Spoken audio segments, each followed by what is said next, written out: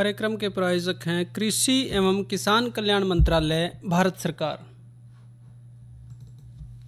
जोखिम से निकल कर फसल आए, सुरक्षित हो जाए, फसल बीमा से हर किसान अब आत्मनिर्भर हो जाए। संकट के समय प्रधानमंत्री फसल बीमा योजना किसानों के लिए वरदान है। अब सूखा पड़े या बाढ़ आ जाए कोई डर नहीं, अब ओले पड़े या कीट पतंगे फसल खा जाए कोई फिक्र नहीं, क्योंकि हमने लिया है प्रधानमंत्री फसल बीमा। बुआई से फसल कटाई तक हर जोखिम का दावा, न्यूनतम प्रीमियम पर अधिकतम भुगतान का वादा। योजना से हर साल जुड़ रहे हैं 5 करोड़ से ज्यादा किसान। अब आपकी है बारी। नजदीकी कृषि कार्यालय, सहकारी समिति, बैंक शाखा, अधिकृत बीमा कंपनी या जन सेवा केंद्र में स्वेच्छा से करा सकते हैं पंजीकरण। फसल बीमा पोर्टल या फसल बीमा ऐप द्वारा भी कराया जा सकता है पंजीकरण। प्रधानमंत्री फसल बीमा योजना, आपकी फसलों का संपूर्ण सुरक्षा कवच। कृषि एवं किसान कल्याण मंत्रालय, भारत सरकार। कार्यक्रम किसान वाणी सुनने वाले सब बहन भाइयों ने प्रीतम भाई की राम राम। किसान भाइयों, आज का जो किसान वाणी कार्यक्रम है उसमें हम जो चर्चा लेकर आए हैं बाजरा की काश्त में सावधानियां, ये बातचीत रहेगी। और दूसरी जो हमारी बातचीत रहेगी वो रहेगी नए पशुओं को खरीदते वक्त क्या सावधानी रखनी चाहिए, और साथ में करेंगे मनोरंजन भी। पहले नए पशुओं को खरीदते वक्त सावधानियां। तो किसान भाइयों, आप जाने हैं कि गेहूं जितनी हमारे खेतों में निकल रही है इस बार, ऐसे ही तूड़ी की भी किल्लत है। तो जो फीड खिला रहे हो पशुओं को वो भी महंगा है भाई। तो ऐसे वक्त पे हमारे पशु ठीक ठाक जो है आगे के भी होते रहें, दूध भी सही देते रहें, ऐसे में हमें ज़रूरी है उनकी संभाल करना, क्योंकि महंगा गना हो गया। तो भाई पशु हमने खरीदने भी पड़े हैं, क्योंकि कई ब्यात हो जाए हैं तो दूसरा पशु आमतौर पे किसान लगभग हर साल हर तीसरे साल लावे है। तो ऐसे में क्या चीज़ ऐसी हैं जो ध्यान रखने की हैं इसमें। पहले तो भाई दूध खातर पाले हैं गाय या भैंस, उसकी जो भी दूध देने की अक्षमता है वह बड़ी काम की बात है। बिना ऐब वाली अच्छी नस्ल की पशु अगर पशुपालक दो रहे है तो भाई उसको मुनाफा रहेगा, उसको नुकसान नहीं होगा, दूध पीने में आओगे, बरकत होगी।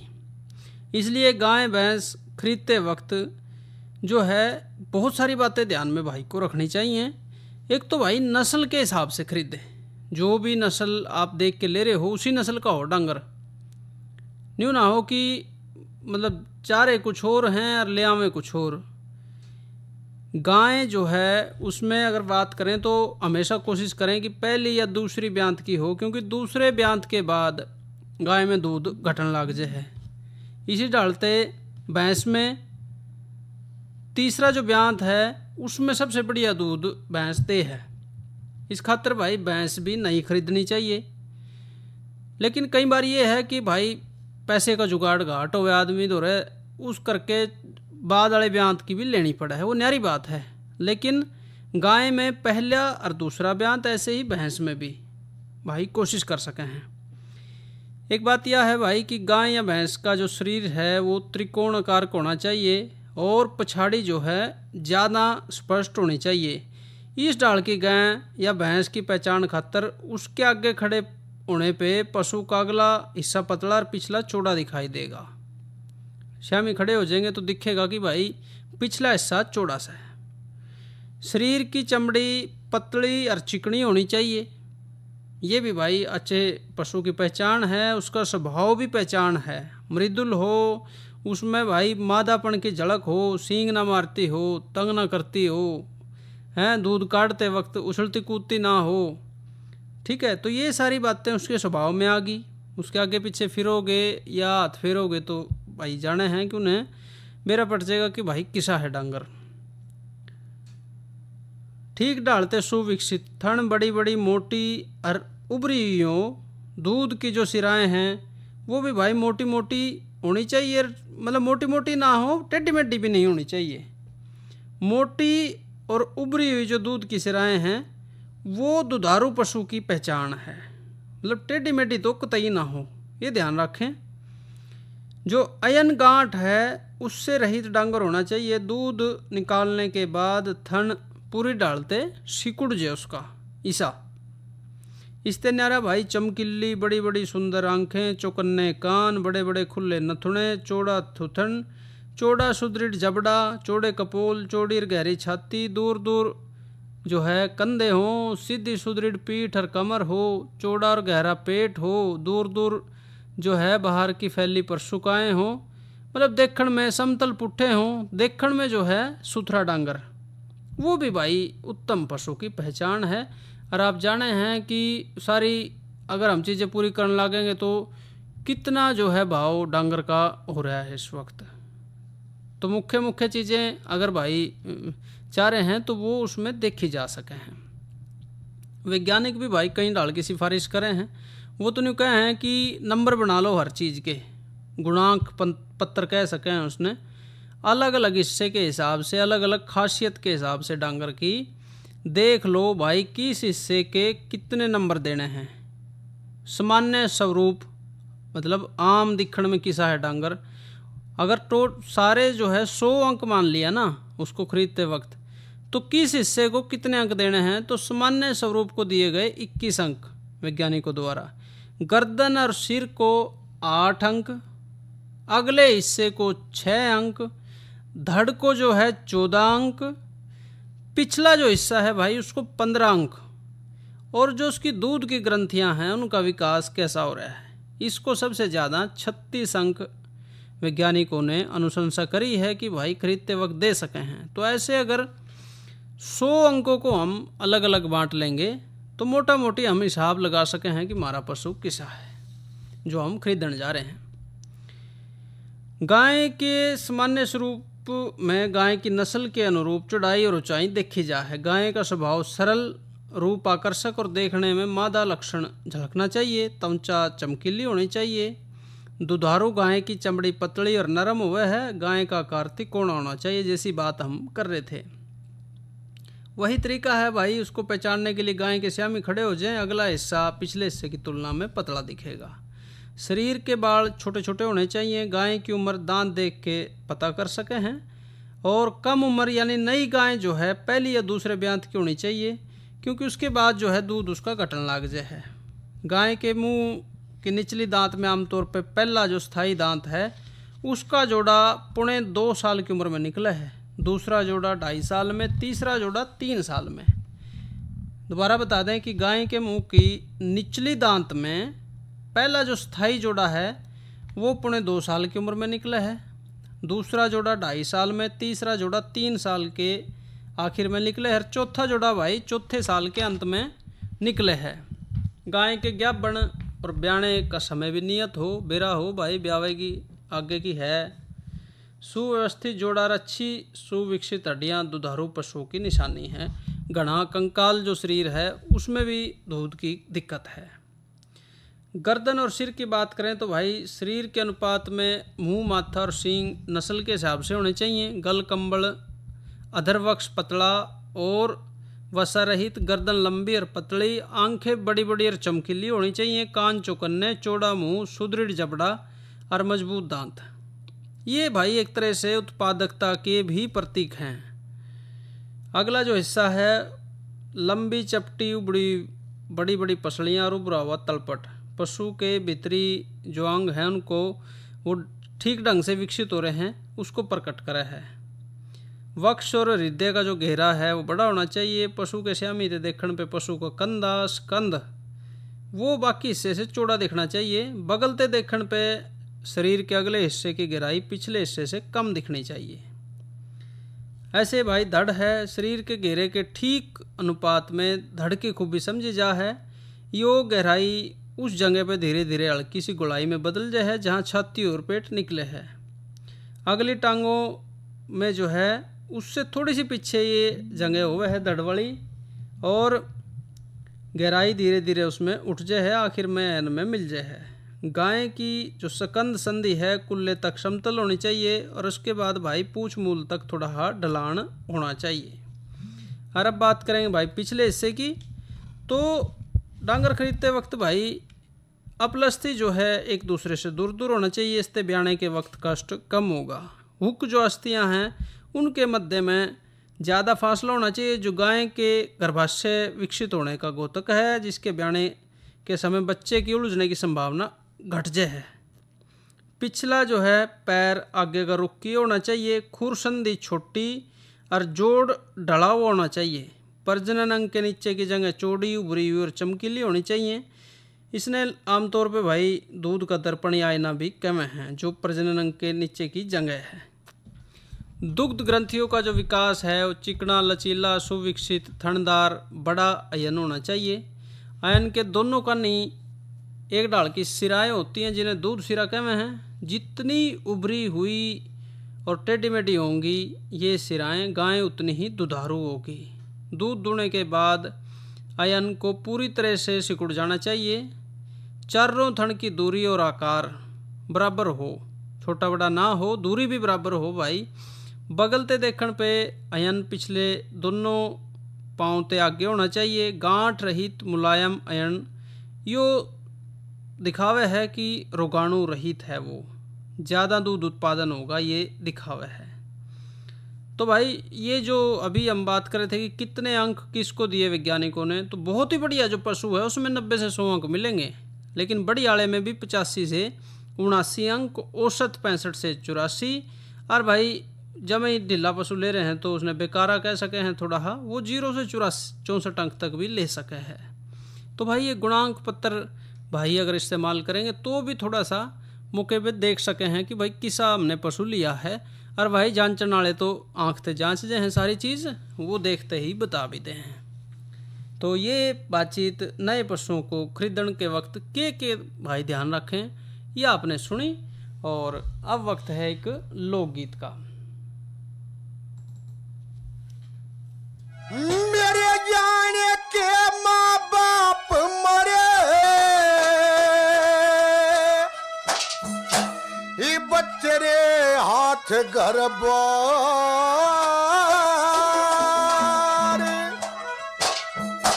चौणसी कहोगे मेरे पिया मैं वाहे करूंगी का।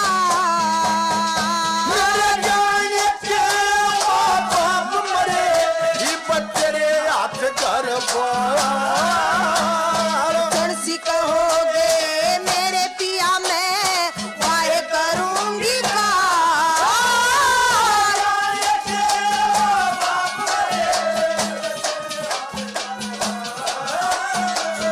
तुलसी कहोगे मेरे पिया वाहे करूंगी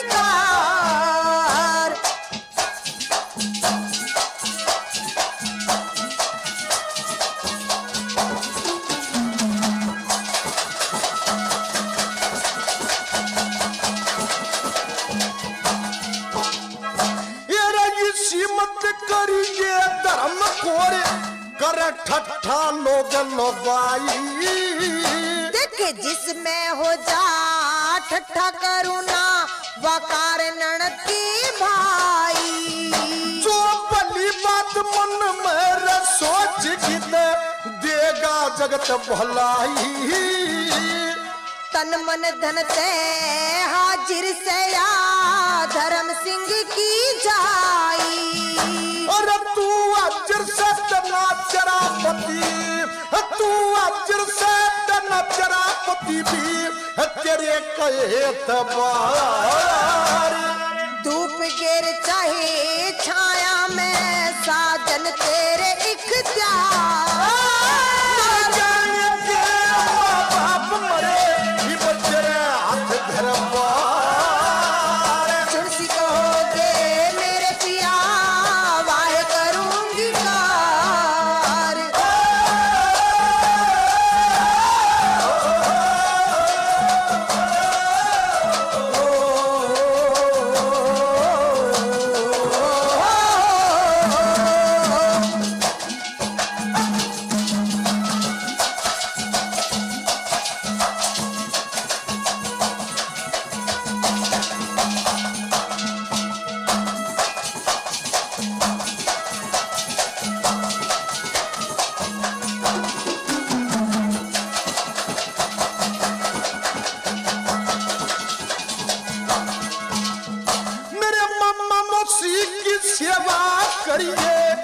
बकता शाम सवेरे, तेरे मामा मौसी कया कदे नहीं कहना कदे रे। जो बड़े बड़ा किटल करे सब शेर भलाई दे रे। या तो चिस्म वीर को ना जो आँख मिनट में फेरे।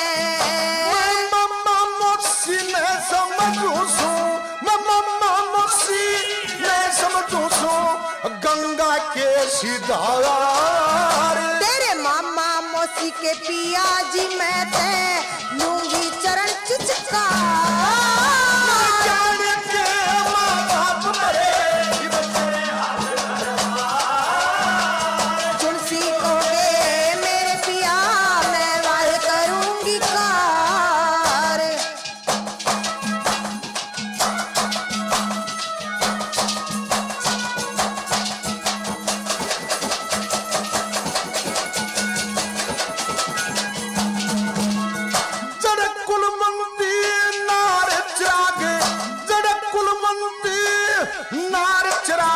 आनंद के बड़ा करे से जो साधु संता की सेवा करे वो है बेड़े पार तिरे से।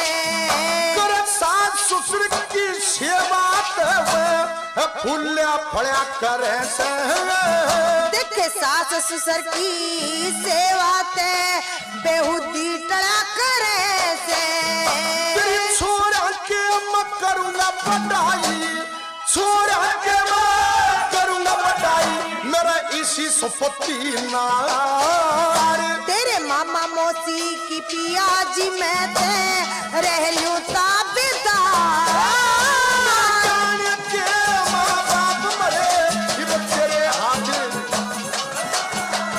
तुलसी कहोगे मेरे पी बाहे करूंगी कार।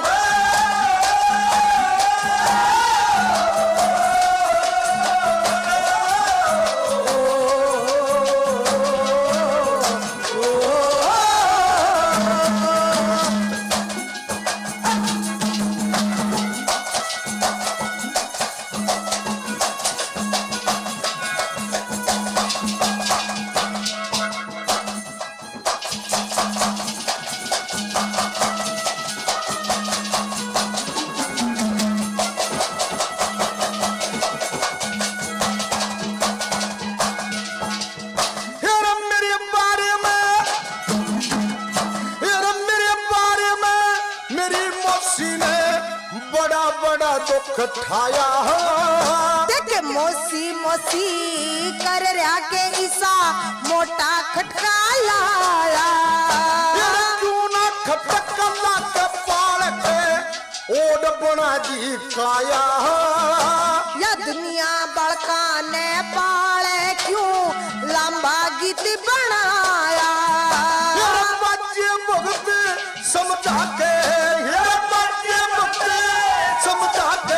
यो कह रहा बार बार। दई परमेश्वर ने मारी तेरी जोट मिला एक साथ। जाने के माँ बाप मरे बच्चे रे हाथ धरवार। तुलसी कहोगे मेरे पिया मैं वाह करूंगी का।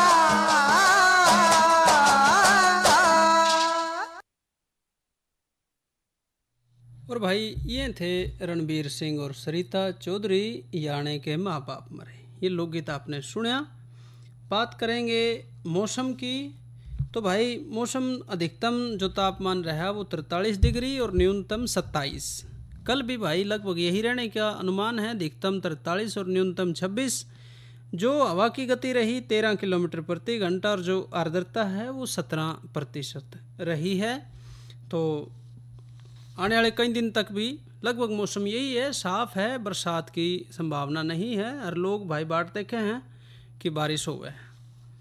साथ ही भाई कल का जो किसानवाणी कार्यक्रम है उसकी बात करें तो चर्चा कल हम करेंगे हरी खाद का के महत्व है। नई फसल नई उमंग में भिंडी की बिजाई के बारे में बातचीत भी कल हम करेंगे। और आज की जो हमारी दूसरी फसल है, जो चर्चा हमारी है वो बाजरा की काश्त में सावधानियाँ। तो भाई बरानी इलाके में बाजरा खूब लिया जा है और जो उसकी बिजाई का समय है वो अलग अलग है। आमतौर पे मानसून की पहली बारिश पे भी भाई कर सके हैं। इसमें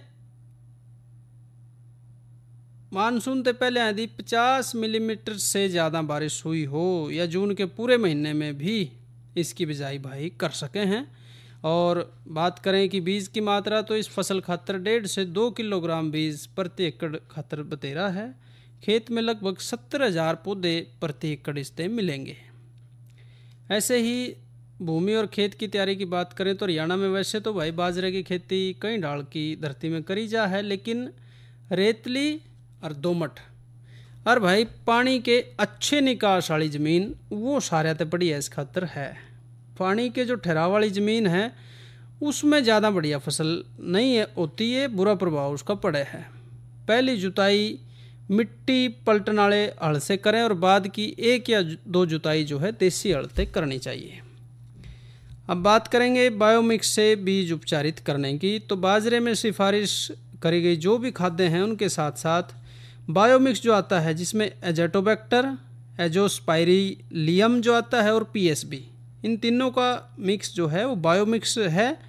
उसका प्रयोग करने से पैदावार में बढ़वार देखी गई है। तो भाई उसकी जो मात्रा है प्रति एकड़ बीज में 100 मिलीलीटर बायोमिक्स मिला के उसको उपचारित करना है। यदि बायोमिक्स का टिक्का उपलब्ध ना हो तो बीज को कम से कम भाई एजेटोबैक्टर क्रोकसेम जो है मैक 68 के नाम से आवे है उस टिक्के से कम उपचारित करना है। ये जो सिफारिश है जड़े खाद की मात्रा कम दी गई हो उस स्थिति में तो घनी लाभकारी है। खाद की जो है अगर मात्रा कम दी जाए किसी भी वजह से तो भाई ये तो एजेटोबैक्टर का जो टिक्का है ये नीरा काम करा है। फिर उसमें बिजाई का जो तरीका है, बिजाई कतारों में और कतार से कतार का फासला 45 सेंटीमीटर रख के करनी है। इस डालते करें कि भाई बीज की जो गहराई है वो 2 सेंटीमीटर गहराई पे पड़े, घनी ज़्यादा भी ना हो और घाट भी ना हो। फसल के अच्छे जमाव खातर बिजाई ट्रैक्टर से चलने वाले रीजर, सीड्रिल या बैलों से चलने वाली विशेष देसी हल से डोलों के दोनों ओर पंक्तियों में करनी चाहिए।